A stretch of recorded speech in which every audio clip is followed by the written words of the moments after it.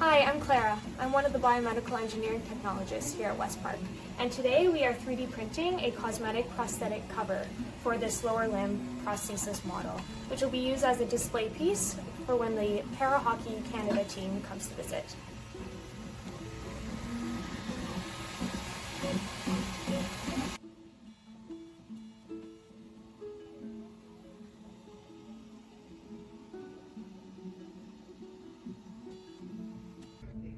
Okay, 9 hours later, it's complete and it looks fantastic. Now it's time for painting.